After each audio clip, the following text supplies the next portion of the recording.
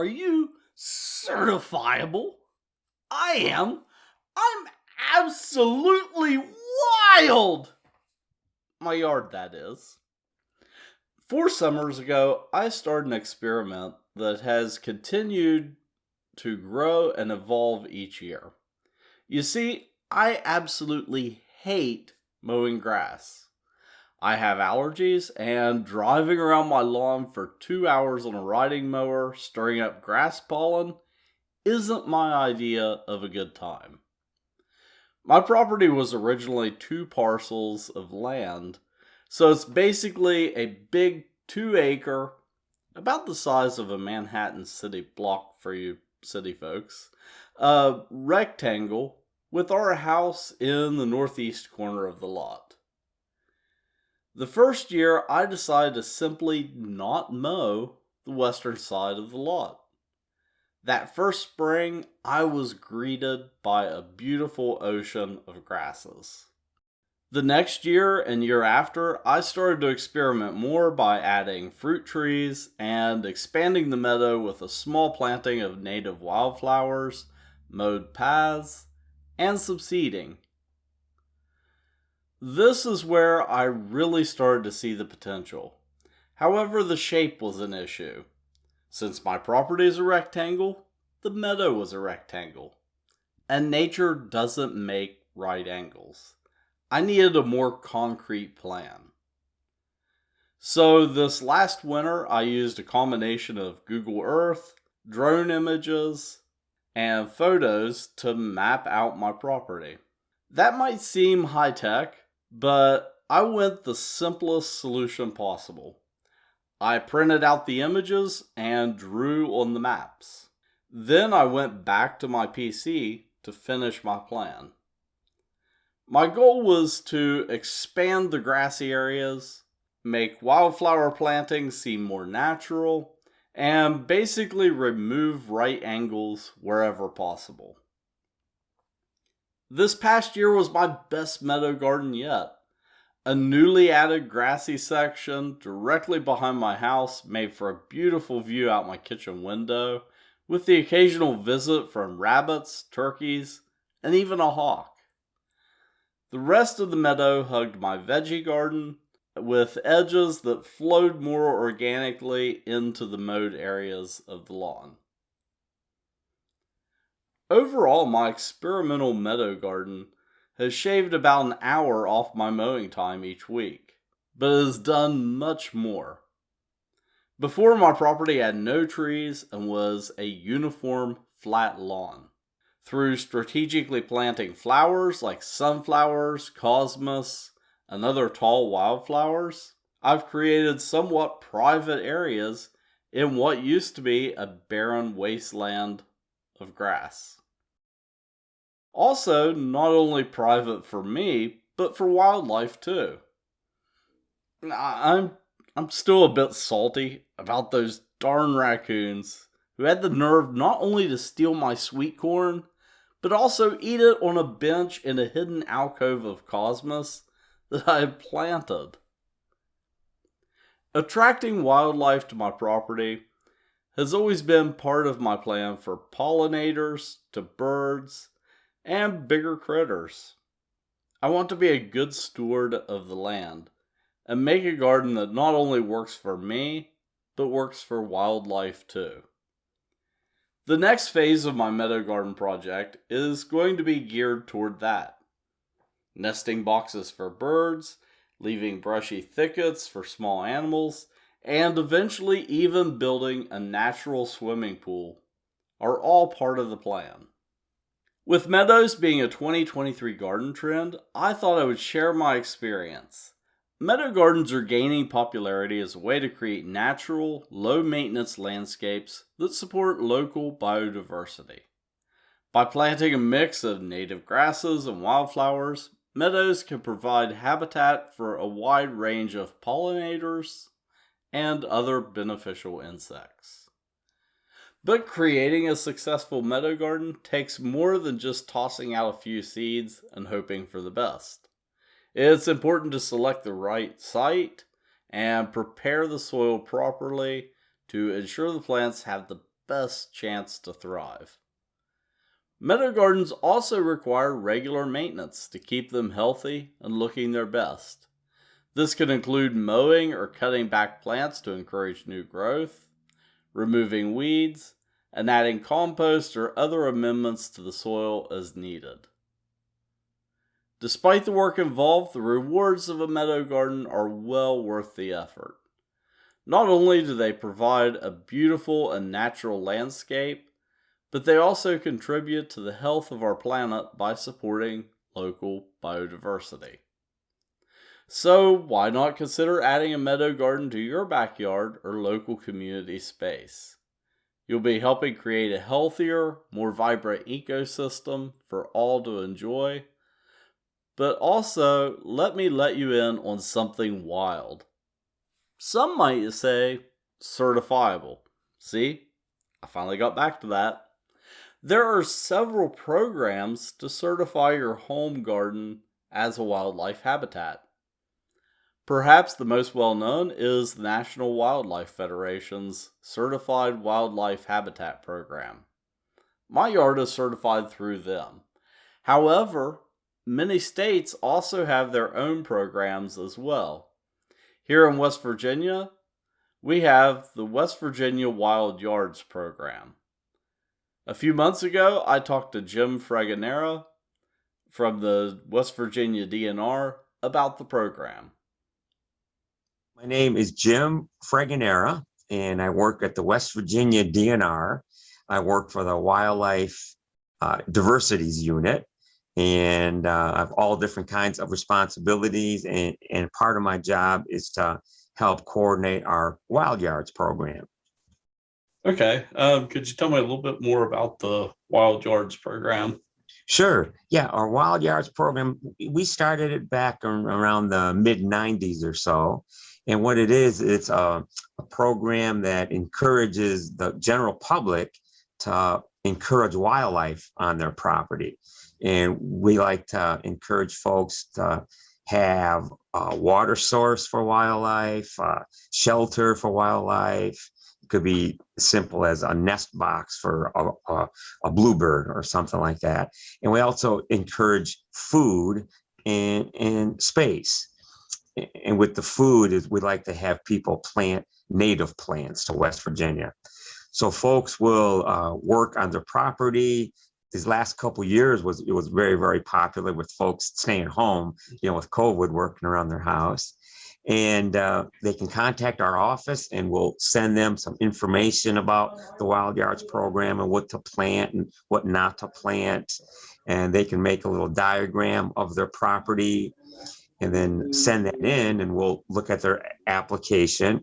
And if everything looks good, we'll send them a really nice sign. I've got a sign right here. It's our, let's get this right, our West Virginia Wild Yard sign.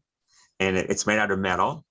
And we have about, I think about 300 or so wild yards throughout West Virginia, starting from the 90s. It's gaining more popularity. And it's kind of based on the National Wildlife Federation's program. They have a certifiable program where you apply, and then I think you have to fill out an application and send that in, and they'll send you a nice sign. Not as nice as this one, of course. And there's you have to pay a little bit. I'm not sure what it is now, but this is actually free. So we'll send you this metal sign, and you can post that on your property, just stating that this property is a West Virginia wild yard. Okay, so if people are interested in it, what is the best way for them to get information? Is there like a web page or they can look at the DNR website, or they can just call our office and we'll send them an information packet that kind of looks like this, just our Wild Yards packet. And in here is an application at the very end that you can fill out and send that back. And the application just lets us know that where you live, the size of the property, is it a private resident or corporate land, and what your neighborhood looks like. And it also lets us know if you're planning on adding more, or if you want to have certain types of plantings, it will let us know that you know about invasive plants and the dangers of them. And it just, for example, here is a whole page on what you hope to do in the future. So like this person is going to put some brush piles up, that's going to act as cover. They're planning on putting some nest boxes up to attracting birds, suet feeders or bird feeders to attract, various woodpeckers and other kinds of birds. And one thing too is that you don't have to have a huge chunk of land to be a certifiable wild yard. You can live in an apartment building and you can have a bird feeder out back, or a bird bath, or a few plants, native plants. You don't have to have acres and acres. Now, that is nice if you do have that much land, and then you really have all kinds of options. You can leave certain parts of your yard, just let it go into native wildflowers for all of our pollinators, and you can have brush piles and that. Or if you have any kind of dead standing trees, we encourage you can leave those standing. Of course, as long as they're not going to fall on your house or on a shed or anything like that, as long as it's safe, you can leave standing wood there, and woodpeckers will come and put holes in them, and owls might come and live in there. And even when the tree falls, we encourage just a lot of natural woody debris on the ground to attract all kinds of wildlife. And when people are talking about wildlife too, a lot of them think about the big charismatic wildlife like the bears and deer and that, and that's fine too, but we're also encouraging smaller critters like insects and salamanders and maybe some frogs and toads if you have the right habitat for those animals. So it's a mixture of everything. And one thing too, you have to be careful, since you are kind of gardening for wildlife, you may be attracting wildlife that you may not want. For example, if you're going to be putting up suet cake feeders for birds or bird feeders and other kinds of food for wildlife, you may be attracting bears or possums or skunks. And so that if that happens, then we would encourage you to stop providing that food and just provide, native plants and native vegetation. Yeah, I find like I have a meadow garden at home. Sure. And one benefit that was kind of unexpected of it is it kind of attracts animals. Instead of going to my vegetable garden, they're going to that area of the yard instead. So sure, yeah, one of the unexpected benefits. Yeah. And now there's a really big push for all of our native pollinators. Pollinators have gotten kind of hit hard, and people realize how important they are to pollinate the food that we eat too. So just by providing like what you have, just a brushy area will attract all kinds of butterflies and bees and other flying insects that will pollinate those plants too. So that's really important to have too. Well, that's some great information. And as you said, the DNR website is a great place to go to find more information on it. Right. Yeah.